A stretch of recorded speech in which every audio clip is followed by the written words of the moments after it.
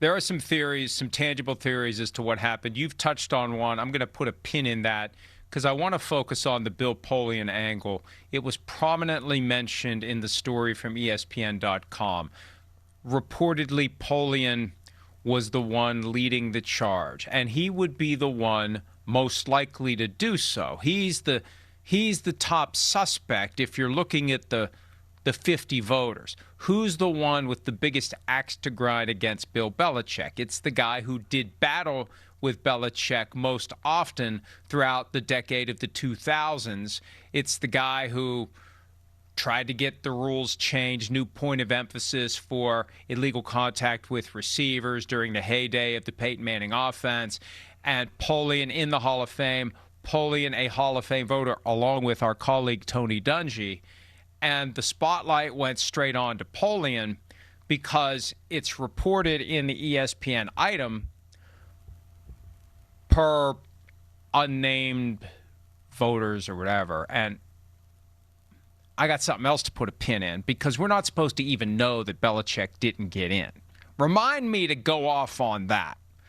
But the notion is that Polian was pushing this idea that Belichick should have to wait a year as penance for his misdeeds, allegedly. Spygate, of all the Patriots cheating scandals, Spygate 1 is the only one that sticks to him. Spygate 2 was debunked.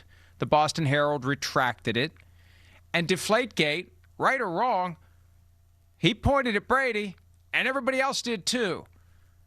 Deflategate's a Tom Brady scandal. And the two other guys who disappeared and we never heard from again, Yastrzemski and McNally, like gone. Like, where are they? Are you dead? Are you sick? Are you dead? Where are you? And I can tell you, they're not dead.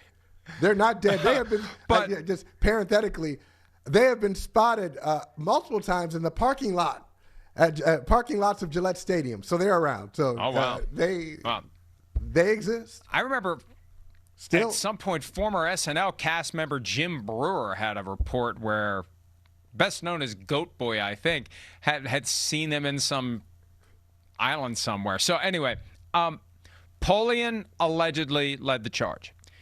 And it prompted and they tried to reach Polian. And, Michael, I didn't go to J school, so I don't know what it means when you say that someone did not immediately respond to a request for comment. I don't know what that means, immediate. Yeah. Like we called and left a message and he didn't call back right away.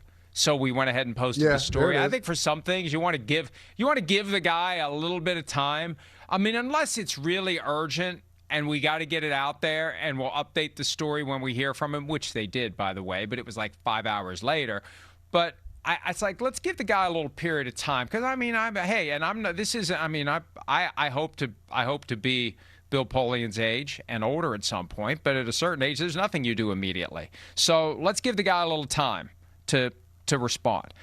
And before he responded to ESPN, he told SI.com that he categorically denies the idea that he led the charge and that he voted for Bill Belichick. That's what he said to SI. That emerged in the immediate aftermath of the widespread social media blowback. Because at a time when nothing unites us, it's amazing. One thing did. Our anger, confusion, and disdain for the decision of the voters to not put Bill Belichick in. So Polian initially said, I voted for him. Then came his response to ESPN.com, which popped up last night, during which he denied that he led the charge. He said he heard some discussion about the concept of Bill Belichick sitting out a year, waiting a year. He didn't agree or disagree with that. That's what he said. And he also said he doesn't recall with 100% certainty whether he voted for Belichick. And of all the things about this that seem a little off, the idea, and I'm not going to make this again, I hope to make it to that age at some point, and maybe I wouldn't remember with 100% certainty at that age if, no. you're not fit to cast a vote if it's I just don't remember. If that, I mean, no. You remember. I'm not buying I don't remember. I think it goes like this, because a wise politician once told me, Michael, that the only people you can trust are the people who say, I didn't vote for you. Because it's easy to say you did. So knee-jerk reaction is, I did. And then Polian, here's my theory. Polian starts thinking about it. What if it comes out that I didn't? What if Pablo Torre finds out that I didn't? What if they just decide to release the votes like the AP did last year? I'm screwed. So when he talks to ESPN.com, well, I'm not 100% sure I voted for him. That's the only explanation for it. You don't go from I voted for him to I'm not 100% sure. I can't tell you with 100% certainty that I did. And on that point, there was at least one voter who was upset last year when the AP announced everyone's ballot, because that voter apparently had told some sources that voter had voted for, to try to, hey, I voted for, like I voted for you, or I voted for your guy. You could say it to anybody. You can say it to anybody, yeah, I voted for you. Hey, I voted for you. Oh, and I voted for you. I voted for everybody. How did I pull it off? I don't know. I just did. So I think that's the explanation there. That's Occam's razor, the only razor that I shave with. Occam's razor, $9.99 at Target and Walgreens. But I believe that that's the only explanation for I voted for him. Well, I'm not 100% sure I voted for him. Not a senior moment. Maybe there's another. It's a shrewd safe harbor. Or maybe there's another one, and it's simple. You're reading the room. Hey, he wasn't available. He wasn't immediately available to talk.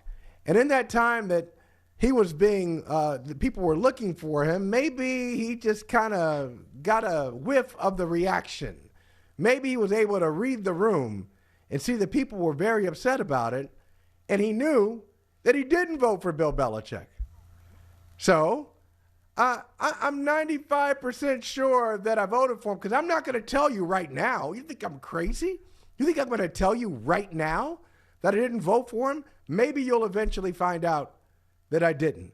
But I'm not going to confirm it right now in this atmosphere with all of these wolves outside the door. I'm not going to go out there and give them their, 175, 180 pounds of flesh. I don't know how big Bill Polian is these days, but I'm not giving it to him. So I'm not going to tell you what I actually did, because I think it makes sense. I told you I was around for some of Bill Belichick's achievements and some of his antics, but I was also around during that time and witnessed Bill Polian trying to stop him.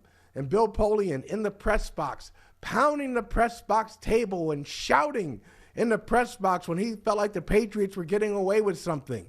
It was that rivalry was real. It was, you could feel it. It wasn't one of those, oh, isn't this great? The Colts and Patriots, we're both rivals, and we both are trying to get to the Lombardi Trophy. Isn't it an honor to compete against each other? No, it wasn't like that.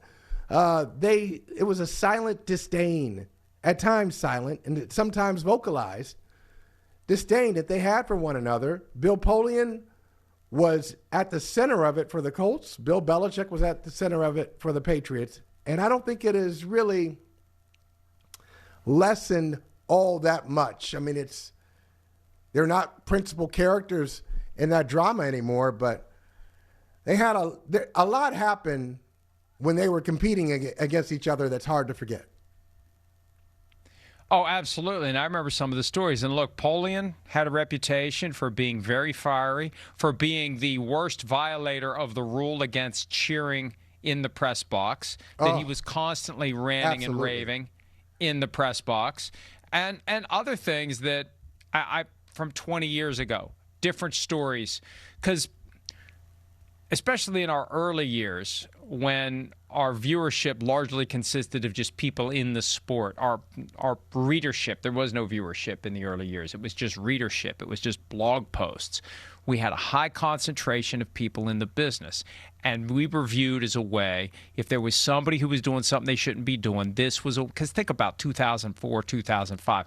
What were your options? You couldn't create a fake Twitter account. You couldn't make a burner and start posting what a jerk somebody was. So we were this repository for all the stories about all the jerky things people did.